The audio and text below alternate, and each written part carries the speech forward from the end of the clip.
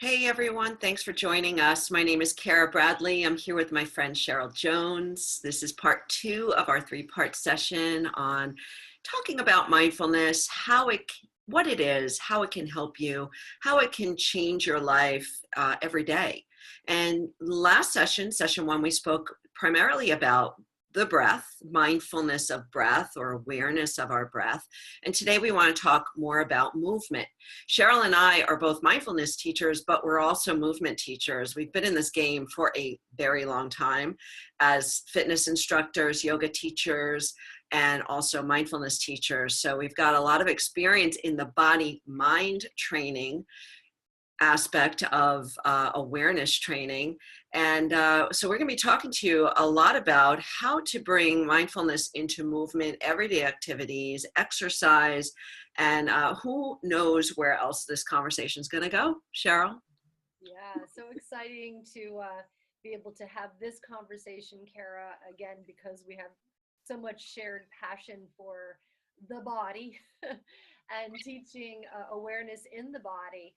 And my background is I am a trained exercise physiologist. So the first part of my career was so focused on body, body, body. And I will say that I had my awakening or shifting one day when I was living in New York City, running around the reservoir, on my 13th mile, listening to Madonna with my headset, and something just made me. I think I saw the glimmer of the sunshine on the water, and something in me took my headphones off. Up until that point, I had always exercised with headphones. That's kind of how you got through the workout, right?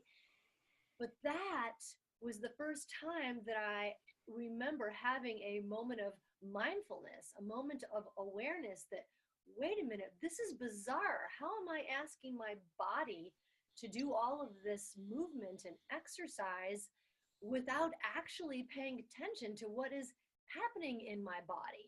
So that was really the beginning of my journey with bringing mindfulness into exercise. And I think that's true for a lot of people, that somehow either we were coached to, move the body and perform in a certain way, or we've been distracted, watching TV or listening to music, kind of doing whatever it takes to get through a workout and whew, done, check that, check that box. And then the reality is that we're so not in our bodies. So for me, that was really the inspiration, the motivation to really learn what is this body mind connection. So I'm excited for this conversation.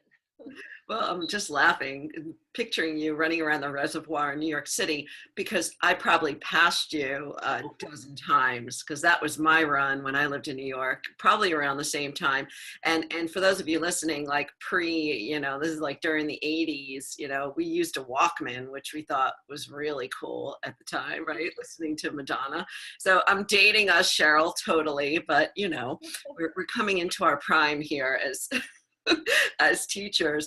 But just like you, I mean, I've taught everything from high intensity aerobics to step to slide to funk to skating and yoga for so many years. But it really wasn't until I started teaching yoga that I recognized that our bodies are speaking to us 24/7 through the language of sensation. So there's the sensation, are these intelligent messages that emerge constantly telling us to move right, to move left, to pause, to sleep, to eat, to go to the bathroom. There are these messages constantly, but because we're often so caught up in our thinking, we miss the messages. And because we miss the messages, it slows down our growth in every area of our lives. So to start to connect and synchronize the mind and body so that we become more fluent in the language of the body has been a real passion of mine as well. So as a yoga teacher, I'm really not interested in getting people into contortions. I'd rather help them to settle and synchronize so that they can hear this insight and this brilliance that's streaming through us every moment. So cool stuff. I love chatting with you about this all. So what are we going to chat about? What are we here to offer those that are listening about how to bring more awareness into their bodies? Yeah, so to me, this is really important to highlight in a very simple way some practical ways that people can start to apply mindfulness to movement. So, for example, a lot of times people think mindfulness equals yoga. And the truth is that they're not synonymous. There may be teachers like you who are trained and teach mindfulness. It's a mindful yoga experience, but not all yoga is mindful, nor does it have to be. It's not a judgment. It's simply that mindfulness is about present moment awareness. So we're aware of what it feels like to breathe and what it feels like to move. So if we lift the arm, what muscles are engaging to raise the arm, and what is the sensation in the shoulder or the elbow or the wrist or the fingertips, and what other sensations might I be noticing? Am I perhaps holding tension in my body? So mindfulness is about being present in the moment for whatever is happening in the body with patience and with kindness. So simply tuning in and noticing. And this can be done while we're running a 6-minute mile. It can be done while we're on a walking path. It can be done when we bring the dog to the dog park. It can be done on the yoga mat, on a bench press, when we're walking down the hallway at work to go to the cafeteria or to, get a coffee or take a bio break. So it's this awareness of movement in general that we're, I believe, talking about here. Yeah, we're like you said, we're so often, on the treadmill with the headphones, reading the magazine while watching the news. Like, well, how is this possibly happening? This is just noise pollution. So as a mental strength coach, I train a lot of athletes, competitive athletes, college athletes. And what I tell them, and it applies to us all in the game of life, is that when we are connected in to our bodies, so we're not just living like brains on sticks, walking around in our thoughts, but when we're actually able to take a step and know we're taking a step, reach our arms out to the side and know we're reaching our arms out to the side, meaning that we are engaged in what we're doing. Take the free throw and know we're taking the free throw. When we're able to be fully engaged in what we're doing, mind and body synchronized with breath, we access potential. We access our greatest potential. And you see it, when you're watching athletes perform, when you know that they're so in their game, it looks as though they're moving in slow motion. It looks as though they're so effortless and moving with ease of being. And that's one of the byproducts of being mindful, of being present, is this sense of ease of being physically and mentally and emotionally, this ease with which we move. So I just want to share a story. Years ago, I was in a yoga class. I was practicing, and I was in the back row, and we were taking a pose called Humble Warrior. And in Humble Warrior, it's really a pose about letting go, like really letting go in this deep hip stretch. And for some reason, I kind of woke up like you did on the reservoir, woke up and looked at myself to see that I was totally forcing myself to get my head to the floor, which is really hard to do.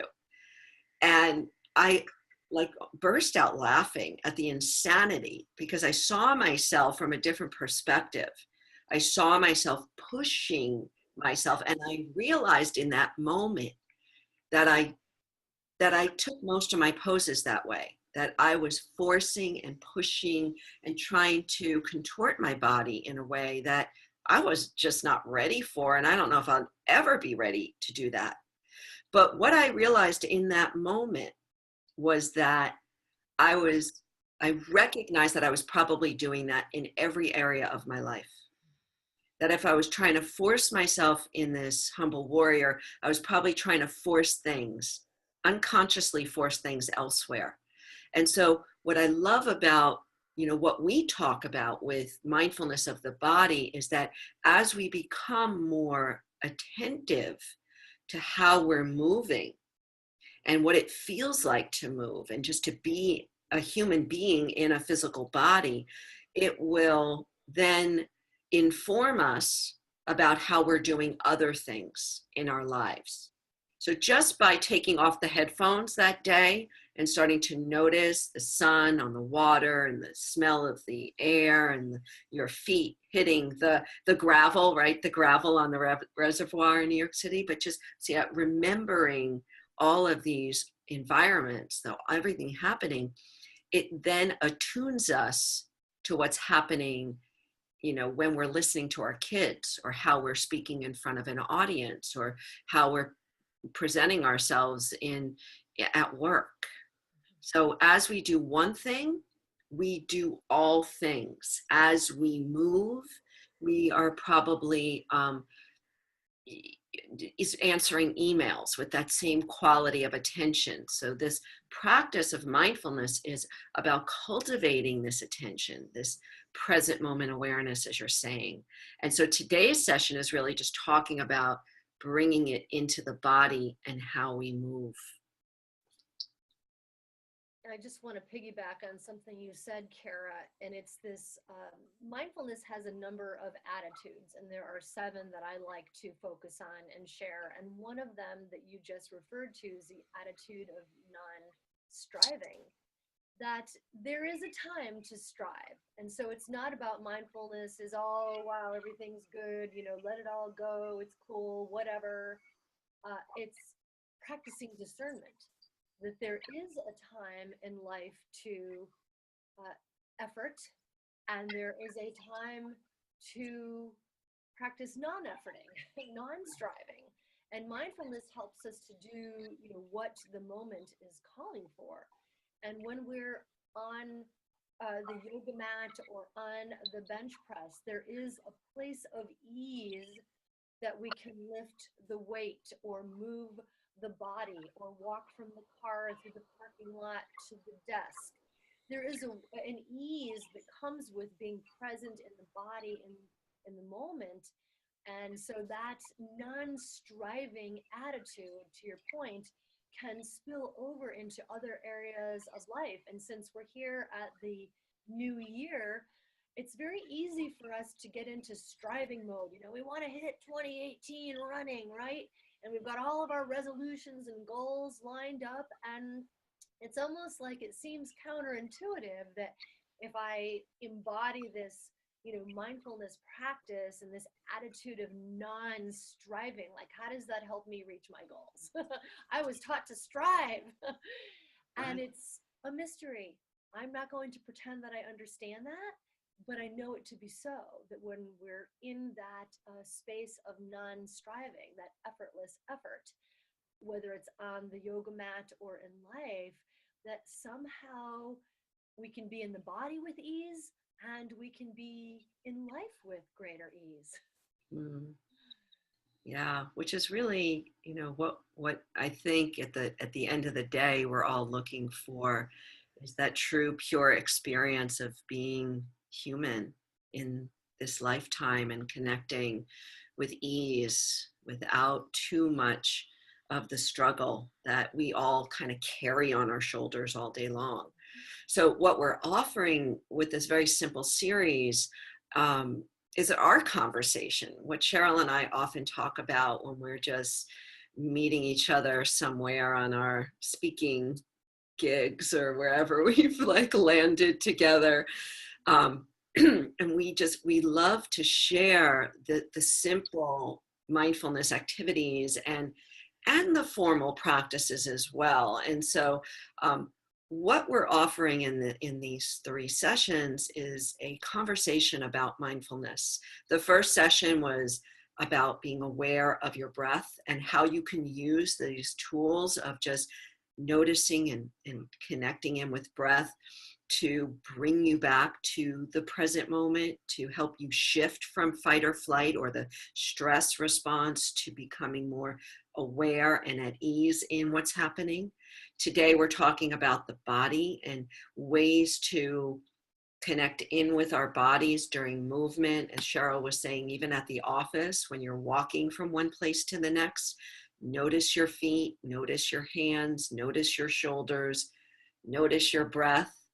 And is there anything else? Are there any other simple, practical mindfulness activities that we can offer people watching, Cheryl? So to me, this is, again, it almost sounds like so simple that we're maybe thinking, oh, is this enough? Right. But I would say, for myself, I have to keep reminding myself that, again, just as with as many times as I can remember to connect with my breath during the day, I would offer we take the same approach with with movement. So as many times as I can remember as I'm going through the day, whether it's walking from my bed to the coffee pot, when I'm in the shower in the morning, who's in the shower with me? It's like, am I already at the office? Can I just wash my hair and be aware of washing my hair? When I'm moving my body to, again, from the parking lot to the building, when I'm folding towels, uh, when I'm actually on my yoga mat. I had a great class this morning, and my mind was so busy because I was thinking about all the things we were going to talk about today. So I kept noticing, whoop, there it goes, bring it back. Breathe in, breathe out, Cheryl. Be here now. Be here now. So my mind was very busy this morning, but I kept bringing it back into my body on my yoga mat. And so whether it's informally moving, chopping the carrots, again, folding towels, vacuuming, raking leaves, shoveling snow if you live in Connecticut, whenever we're moving the body, to see if we can have that consciousness about, oh, I'm moving. Let me tune in to what it feels like to move. And can I do this with patience and with kindness? Yeah. Nice, nice. And you made a great point about, and it's something that I'm just going to emphasize, is that when we talk about mindfulness, we're not expecting or saying that you should be present 24/7, because that's just unrealistic. The practice of mindfulness, so the training is like it's like training a muscle. We're training our mental muscle to come back. So actually, the practice of mindfulness is more about coming back to the moment than it is about being in the moment, because we will constantly be leaving the moment. As Cheryl just said in her yoga practice, we will constantly be flying away. And we're going to talk about that in our next session, into thoughts and stories, into past and future. So our bodies being this very physical, sort of solid, sort of not solid, but sort of solid home base, can be a very simple way to come back. I usually say to myself, come home. And a lot of times I'll pat myself on my heart, come home, with a lightness and a joy and a kindness, which is another attitude, right? Is it just a kindness and a joy? Come home. No, right here, sweetie, you're right here. And so this is some of the languaging that can make our practices humorous. You have to have a sense of humor about your mind, and also sustainable, to be kind to yourself in that non-judgmental way. So I think we're going to wrap it up for today, Cheryl. Are there any parting words on the body, on movement, that you want to share? One thing to highlight what you just said, Cara, it reminded me that one of the great benefits of establishing a mindfulness practice of mindfulness and awareness within the body is that as we tune into the body, we become able to practice a higher level of self-care. We can listen to the body's messages and therefore take better care of ourselves, which again, this is the time of year when we're very focused on that. And maybe we're thinking, oh, I had too much sugar, alcohol, food over the holidays and I need to lose weight, which is so common. And I would invite us to simply, set the intention to practice a higher level of self-care. And as we do that, the weight loss, if you will, becomes a byproduct of something much grander. I love it. I love it. I just wrote it in my journal this morning. High quality self-care. I love it. High level self-care. You got it. So where can people find you, Cheryl, if they're interested in some of your practices? So my web, oh, yeah, thanks, Cara. So my website is themindfulpath.com, and there you will find a number of tools and resources. I have 2 books and a mindfulness meditation program and a number of other resources to help support you on your journey. So I hope you find what's there able to help you take another baby step. Awesome. And I'm Cara Bradley. My website is carabradley.net or vergebodymindcom, which is my yoga and meditation center. And there you'll find practices. I also have a free app that I just want to tell you about called On the Verge. And you can find it on iTunes and Google Play. And on The Verge, on this app, this free app, there are about a dozen movement, breathing, and seated mindfulness practices. So check that out as well. And don't forget to join us for session 3 coming up. Have a great day. Thanks, everyone.